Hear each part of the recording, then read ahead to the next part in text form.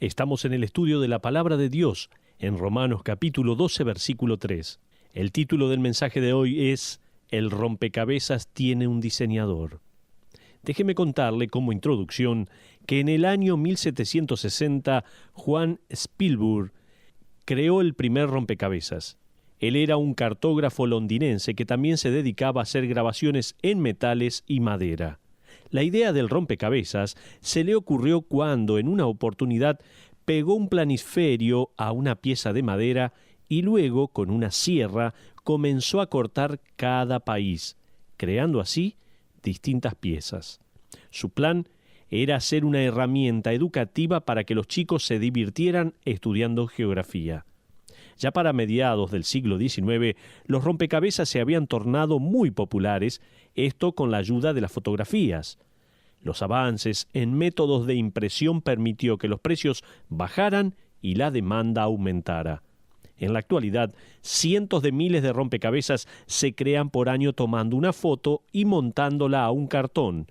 Luego, se somete a una plancha de vapor que lo prepara para ser cortado en cientos de piezas únicas. Me pareció interesante que durante la Gran Depresión de los años 30, el rompecabezas seguía vendiéndose y mucho. Si bien la gente no tenía suficiente dinero en aquel entonces, el rompecabezas traía tanta diversión y esparcimiento por un precio tan bajo que la gente lo compraba. Además, se podía armar una y otra vez. Los científicos, mientras tanto, han hecho varias investigaciones y han llegado a la conclusión que el rompecabezas es muy eficiente bajando los niveles de estrés en las personas. Eso no sucede conmigo, se lo aseguro. Para mí es totalmente lo contrario. Me da más estrés el armar un rompecabezas. Puedo pasarme 3 minutos buscando una pieza y siento como que me sube la presión. Por otro lado, a mi esposa le encanta y para ella armar un rompecabezas es lo más relajante que hay. El único tipo de rompecabezas que pude armar en mi vida fue uno de esos para niños que tienen piezas de madera bien grandes y con formas obvias, imposible de equivocarme. Pero para usted que le gustan los rompecabezas tal vez, bien sabe que hay algo que ayuda más que ninguna otra cosa al tener que armarlos. ¿Sabe qué es? La foto en la caja. Hoy estamos por descubrir que la iglesia local es casi como un rompecabezas. Todas son un poco distintas. Algunos rompecabezas tienen más piezas que otros. Vienen en distintos tamaños y formas. Uno de los rompecabezas más antiguos es del tamaño de una caja de fósforos. También hay rompecabezas que brillan en la oscuridad. Otros tienen formas peculiares, otros son réplicas de castillos o edificaciones emblemáticas como el Taj Mahal o el Big Bang. Sin embargo, no importa el aspecto del rompecabezas, no importa qué tamaño o forma tenga, no importa cuántas piezas se usen para formarlo, cada rompecabezas ha sido creado y producido por un diseñador. De la misma manera, la Iglesia Universal y la Iglesia local ha sido diseñada por el gran diseñador, nuestro Señor Jesucristo. El apóstol Pablo nos dice que cada persona tiene su lugar en el rompecabezas. De hecho, uno puede decir que cada persona es una pieza del rompecabezas diseñado por Dios para traerle gloria a su nombre y avanzar en su propósito redentivo en la tierra. Entonces, de la misma manera que el diseñador de un rompecabezas y el fabricante ayudan al cliente poniendo una foto del rompecabezas armado en la caja, de la misma manera, nuestro gran diseñador ha puesto una foto de la iglesia dentro de la Biblia para que nosotros la estudiemos. Creo que no hay mejor tiempo que ahora para estudiar esta gran verdad. Estamos en tiempos difíciles y creo que todos debemos tomarnos el tiempo de estudiar la foto y seguir el diseño divino para la iglesia del Señor. Veamos el cuadro bíblico de la iglesia que Pablo nos da en Romanos capítulo 12. Si tiene su Biblia, por favor, sígame mientras leo estos versículos comenzando con el versículo 3. Vamos a leer hasta el versículo 8. Romanos 12:3 comienza diciendo así la palabra de Dios. Digo, pues, por la gracia que me es dada, a cada cual que está entre vosotros, que no tenga más alto concepto de sí que el que debe tener, sino que piense de sí con cordura, conforme a la medida de fe que Dios repartió a cada uno. Porque de la manera que en un cuerpo tenemos muchos miembros, pero no todos los miembros tienen la misma función, así nosotros, siendo muchos, somos un cuerpo en Cristo, y todos miembros los unos de los otros. De manera que, teniendo diferentes dones según la gracia que nos es dada, si el de profecía, úsese conforme a la medida de la fe, o si de servicio, en servir, o el que enseña en la enseñanza, el que exhorta en la exhortación, el que reparte con liberalidad, el que preside con solicitud, el que hace misericordia con alegría. Hasta ahí la porción de la palabra de Dios por ahora. Piense, vea nuestro lugar en el rompecabezas de la iglesia con una perspectiva bíblica. Eso es lo que quiero que piense. Ahora, antes de tratar de identificar las piezas del rompecabezas, antes de tratar de encontrar nuestro lugar, antes de comparar este cuadro con la iglesia, Pablo dice, en efecto, hagan un alto y piensen. Este rompecabezas requiere primero y principal la perspectiva correcta. Fíjese en el versículo 3 de Romanos 12 que acabamos de leer. Hoy vamos a enfocarnos en ese versículo. Estoy de acuerdo con lo que dice un comentarista que indicó que es importante y destacable que Dios pone la misma palabra en una oración 4 veces. Se trata de la palabra griega pensar, y Pablo no está hablando de nuestra inteligencia o estado mental, sino que está hablando de nuestra actitud. La palabra griega phroneo, que significa pensar, aparece unas 4 veces en este versículo. 2 de ellas en la primera parte, donde dice, digo pues por la gracia que me es dada, a cada cual que está entre vosotros que no tenga más alto concepto de sí que el que debe tener.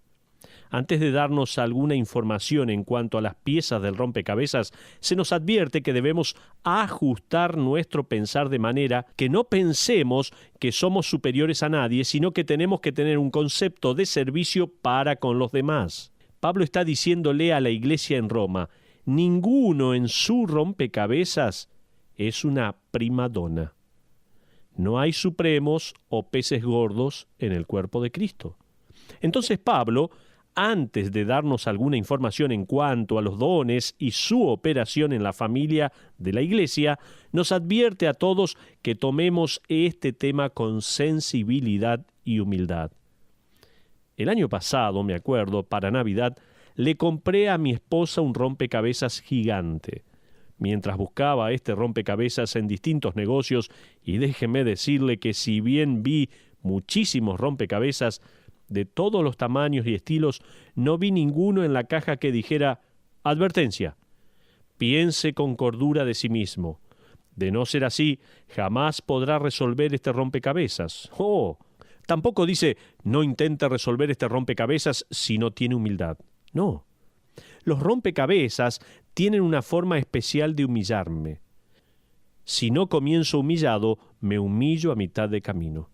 Lo sorprendente es que antes que Pablo nos diga algo en cuanto a la manera en que Dios ha establecido a la iglesia, él nos está advirtiendo, dice, usted debe estar pensando justamente en cuanto a sí mismo. De no ser así, jamás resolverá el rompecabezas. Eso es exactamente lo que Pedro quiso decir al escribir lo siguiente en 1 de Pedro 5:5. Él dice así, igualmente, jóvenes, estad sujetos a los ancianos y todos sumisos unos a otros, revestidos de humildad, porque Dios resiste a los soberbios y da gracia a los humildes. Sin humildad, usted experimentará un fracaso en el ministerio. Pablo advirtió a los corintios en 1 de Corintios capítulo 4 versículos 6 y 7 diciendo esto, porque ¿quién te distingue? ¿O qué tienes que no hayas recibido? Y si lo recibiste, ¿por qué te glorías como si no lo hubieras recibido? Nota este pasaje. No es de sorprenderse, entonces, que Pablo comience a tratar el ministerio de los creyentes dentro de la iglesia con una advertencia a tener una actitud humilde. Para que pueda haber un servicio genuino y que honre a Dios, tiene que haber una actitud genuina de servicio. No hay otra forma. Pablo le dio esta misma advertencia, este mismo desafío a los creyentes en Filipos al escribir lo siguiente en Filipenses 2, versículos 3 al 7. Nada hagáis por contienda o por vanagloria, antes bien con humildad, estimando cada uno a los demás como superiores a él mismo, no mirando cada uno por lo suyo propio, sino cada cual también por lo de los otros. Haya pues en vosotros este sentir que hubo también en Cristo Jesús, el cual, siendo en forma de Dios, no estimó el ser igual a Dios como cosa a que aferrarse, sino que se despojó a sí mismo, tomando forma de siervo, hecho semejante a los hombres. Hasta ahí la porción de Filipenses, capítulo 2, versículos 3 al 7, un pasaje impresionante. Usted dirá, está bien, si usted piensa así, pero no. Fíjese en el versículo 5. Haya pues en vosotros este sentir que hubo también en Cristo Jesús. Tenemos el ejemplo. Él lo hizo, Él lo moldeó. Ahora la iglesia lo debe practicar. ¿Alguna vez escuchó las descripciones de los productos en los comerciales? Leí hace poco que somos controlados con miles de avisos comerciales por semana. Este producto es mejor, superior, es el mejor, el único, el más sofisticado, el único en su tipo, etcétera, etcétera, etcétera. Recibimos eso constantemente. ¿Se fijó que muchas iglesias se quieren presentar de la misma manera hoy en día? La más dinámica, la que inspira, etcétera, etcétera, etcétera. ¿Se percató de cómo Jesucristo se describió a sí mismo? Fíjese por favor conmigo, en Mateo capítulo 11, versículo 29, allí leemos, «Llevad mi yugo sobre vosotros y aprended de mí». Y luego no dice que soy dinámico, inspirador, hago milagros, no. Fíjese lo que dice que soy manso y humilde de corazón. ¿Qué tipo de propaganda es esa? ¿Quiere ser manso? ¿Quiere ser humilde? Entonces debe de ser un perdedor, alguno pensará. La cultura actual se mofa y se burla de la humildad. Nuestra cultura recompensa al arrogante, al egocéntrico y que se autoexalta en su ambición. ¿No es así? Así es nuestra cultura. Estamos diciéndole a la próxima generación, no sigan el ejemplo de Cristo, sino el de Diótrefes, al cual el apóstol Juan escribió en 3 de Juan, versículo 9, diciendo, le gusta tener el primer lugar entre vosotros. Eso es lo que estamos enseñando. Con razón, nuestro sentir y nuestro pensar debe cambiar al entrar a la iglesia, el cuerpo de Cristo, o sea, al convertirnos. Nuestra forma de pensar debe ser revolucionada y renovada. A propósito, la palabra que el Señor Jesucristo usó para manso es la palabra griega praus, que se usaba para describir a un caballo fuerte que había sido domado. Da la idea de fuerza, pero bajo control. Al decir manso, no se refiere a un tipo con cara de tonto que no parece encontrar palabras para decir algo. Es poder bajo control. El Señor Jesucristo era poder divino bajo control divino. El Señor dijo que era manso y humilde de corazón. La palabra humilde en el idioma original se refería a servicios pequeños e insignificantes por los cuales uno ayudaría a otra persona. Era una palabra de siervos. Se ilustra perfectamente cuando el Señor se ciñó para lavarles los pies a los discípulos y darles una lección inolvidable. La verdadera grandeza no está en ser servido, sino en ser un siervo. Ahí está la clave. En la ilustración de Jesús no había nada dinámico, no había títulos impactantes ni nada por el estilo. Había una tinaja con agua y una toalla. ¿Quiere un lugar en el cuerpo de Cristo? Entonces busque una toalla y mire alrededor. Hay muchas personas a quien servir. Hay muchos pies para lavar. Sin embargo, va a requerir que usted piense diferente acerca de la iglesia. Pablo nos da una advertencia en el versículo 3. No tenemos que estimarnos como superiores, o sea, no debemos tener una actitud de superioridad. La primera aparición de la palabra pensar, en realidad, tiene el prefijo de donde sacamos la palabra hiper. Dicho de otra manera, Pablo está diciendo, no se entusiasmen tanto en cuanto a sí mismos. Ahora, permítame agregar que si esto es así, y lo es, entonces lo opuesto también es verdad. No debemos pensar que somos más, pero tampoco debemos pensar que no somos nada. Uno de los extremos es autoadmiración y el otro es autodesprecio, por decirlo así. Ninguno de los dos honra a Dios ni anima a nadie en el cuerpo de Cristo.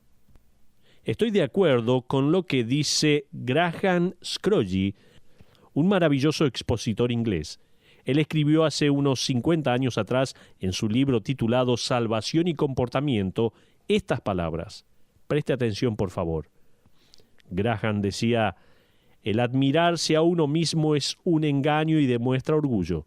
Ambas cosas son malas para uno mismo e injustas para con los demás y hace que la maquinaria de la vida cristiana se descomponga. Por otro lado, la autoapreciación no honra a Dios, no nos anima a nosotros ni a los demás.